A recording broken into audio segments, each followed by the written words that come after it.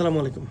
আশা রাখি আপনারা সবাই ভালো আছেন। তো আজকে একটা ভিডিও দেবো চিন্তা করলাম, যেহেতু ফিনল্যান্ড নতুন রুলস অ্যান্ড রেগুলেশন আসতেছে, এখনও আসেনি, যে কি স্পাউস সাথে নিয়ে আসা যাবে কি না, স্পাউসদের সাথে আনার জন্য কী কী ধরনের রুলস অ্যান্ড রেগুলেশন হতে পারে সেটা নিয়ে আগামী বছরে।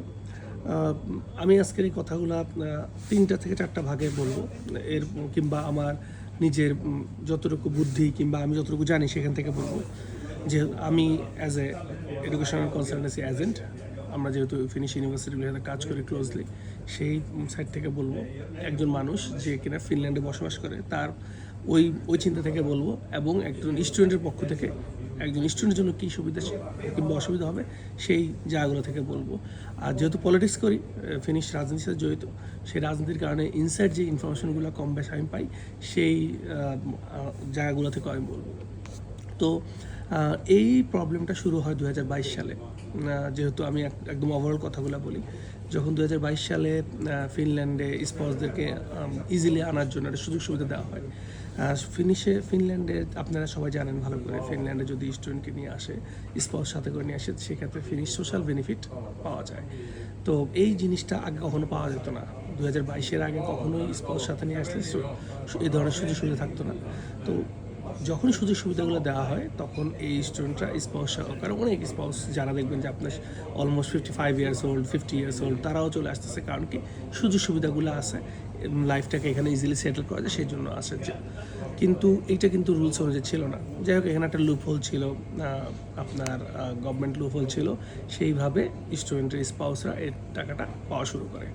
প্রবলেমটা এখন এদিকে আসার পরে কি হয়েছে, ইউনিভার্সিটিগুলো সাফার করা শুরু করছে, স্টুডেন্টের স্পাউস নিয়ে আসতেছে, বাট দেন লেটার স্পাউসরা কোনো মতে যদি কোনো পার্মানেন্ট রেসিডেন্স পায়, স্টুডেন্টরা স্টাডি বন্ধ করে দেয়।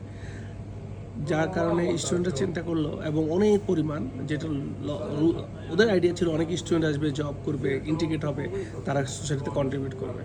বাট যখন ইউনিভার্সিটিগুলো দেখতেছে 45 to up to more than 50% actually স্টুডেন্টরা আসতেছে উইথ স্পাউস। প্রবলেমটা আসছে এখানে, স্টুডেন্টরা নর্মালি যখন ফিনল্যান্ডে আসে, তারা একটা পার্ট টাইম জব করতে পারে, যেখানে 20 to 30 আওয়ার্সের, 30 আওয়ার্স মিনিমাম আওয়ার বলা হয়, যেখানে 20 আওয়ার অ্যাভেলেবেল পেয়ে যায়। আপনি চিন্তা করে দেখেন, একটা স্টুডেন্ট যখন আসে একটা স্পাউস নিয়ে, তো ওই স্পাউসটা ফুল টাইম জবের অপরচুনিটি পায়, আর একটা স্টুডেন্ট সে পায় 30 আওয়ার্সের। আবার একটা স্টুডেন্টের সমস্যা হলো, স্টুডেন্ট কিন্তু চাইলেই সবসময় জব করতে পারতেছে না।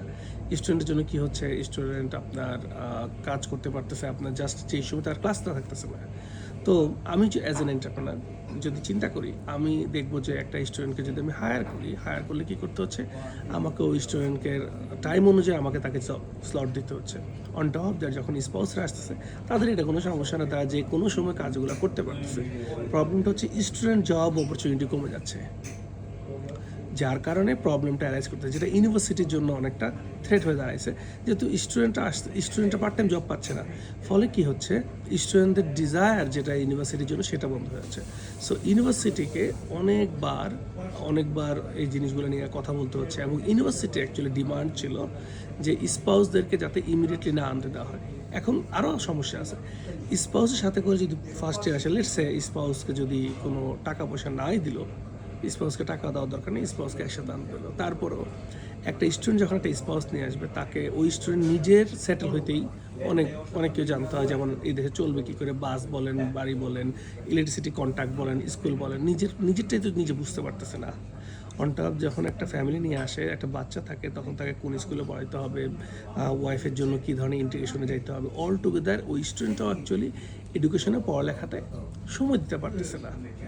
সো এই প্রত্যেকটা জিনিস চিন্তা করে ইউনিভার্সিটিগুলো চিন্তা করছে, গভর্নমেন্ট চিন্তা করলো না, স্টুডেন্টের সাথে যদি স্পাউস ফার্স্ট ইয়ারে আসে, অনেকগুলো সেক্টর যদি চিন্তা করা হয়, তাহলে এইখানে অনেকটা প্রবলেমেটিক সিচুয়েশন ক্রিয়েট হয়। আর যদি একটা বছর পর একটা স্টুডেন্ট আসে, আমি আপনাদেরকে বলি, এখন পলিটিক্স থেকে বলতেছে, যখন ইউনিভার্সিটিগুলো পুশ করতেছে, তখন বলতেছে একটা বছর পরে যদি আসে, এই স্টুডেন্ট নিজ দায়িত্বে এইটাকে তার যে সারাউন্ডিং, ওই সোসাইটি, ওই অবস্থা থেকে সে কিন্তু চিনে ফেলতেছে, সে বুঝে যাচ্ছে যে এই সোসাইটিতে বাঁচতে হলে কী করতে হবে। এখন যখন স্পাউস আসবে, তখন তার জন্য আর সে অতটা টেনশন হবে না, তার পড়ালেখাতে এত চাপ পড়বে না। On top of that, part time job যেটা ক্রাইসিস হ্যাভি আকারে হচ্ছে, স্টুডেন্টের জন্য সেই পার্ট টাইম জব ক্রাইসিসটা একদমই কমে যাবে। So this is all together একটা সিচুয়েশন পার্ট টাইম জব কীভাবে তৈরি করা যায়, আরও কীভাবে পার্ট টাইম জব ক্রিয়েট করা যায় স্টুডেন্টদের জন্য, যেহেতু মেইন টার্গেট কি ইউনিভার্সিটি, গভর্নমেন্ট কিংবা ইউনিভার্সিটির স্টুডেন্ট আসুক, ওরা পার্ট টাইম জব করুক। এখন যেহেতু স্পাউস আসতেছে, পার্ট টাইম জব কমে যাচ্ছে, সো পার্ট টাইম জবগুলো অ্যাভেলেবিলিটি বাড়বে স্পাউস কমে গেলে। অন টপ অফ দ্যাট, স্টুডেন্টরা প্রথম বছর তারা নিজেরা সেটেল হওয়াটা একটা ইজিলি সেটেল হতে পারতেছে, তারা লাইন, রাস্তাঘাট সব কিছু চিনে ফেলতেছে। ধরুন আপনি নিজে চিন্তা করেন, আপনার গ্রামের বাড়ি যদি সিলেট হয় অথবা নোয়াখালী হয়, তাহলে যদি ঢাকায় আসেন, ঢাকায় আসলে আপনাকে সেটেল হতে কিন্তু 6 থেকে 1 বছর লাগবে।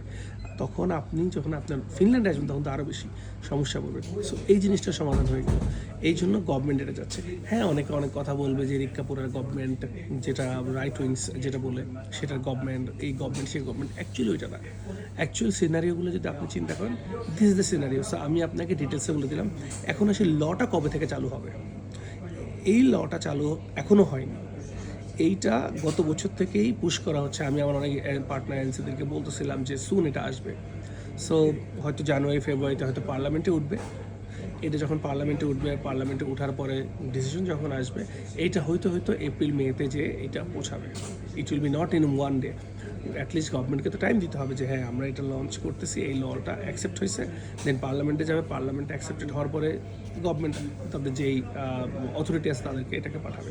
So it will take time, 3-4 মাস, এপ্রিল পর্যন্ত। এখন এপ্রিলের আগে যারা এম্বাসি ফেস করে ফেলে তাদের জন্য এই জিনিসটা নর্মাল থাকবে। এপ্রিল মে আমি এক্স্যাক্টলি জানি না কবে হবে, মার্চে না জানুয়ারিতে না ফেব্রুয়ারিতে, বাট এখনও পর্যন্ত গভর্নমেন্ট পাঠায়নি আপনার, অথবা পার্লামেন্টে এখনও উত্থাপন হয়নি, জাস্ট ওরা বলছে। বাট আমরা এটা জানি অনেক দিন থেকেই ইউনিভার্সিটিগুলো অনেকটা পুশ করতেছে, তো আমরা এই জিনিসটা জানি। সো দেখা যাক কী হয়। আর আপনার যদি কোনো ইনফরমেশন লাগে আমাদের সাথে যোগাযোগ করতে পারেন। আমাদের একটা লাইভ ইভেন্ট আছে 2রা জানুয়ারি রাত, বাংলাদেশ টাইম রাত 9টায়, যেখানে আমরা কথা বলবো ইউরোপে স্টাডি করার জন্য কী লাগে, পুরা ইউরোপের সকল ব্যাপারগুলো নিয়ে কথা বলবো। কোথায় স্পাউস নিয়ে আসতে পারবেন, উইদাউট আইএলটিএসে কীভাবে আসতে পারবেন, উইথ আইএলটিএসে কীভাবে আসতে পারবেন, আপনার বাজেট, আপনার স্বপ্ন এবং আপনার লাইফটা কীভাবে সেটেল করবেন সেভাবে কাজ করবো। সো স্টে উইথ আস, কথা হবে ইনশাল্লাহ, দেখা হবে 2রা জানুয়ারিতে। আসসালামু আলাইকুম।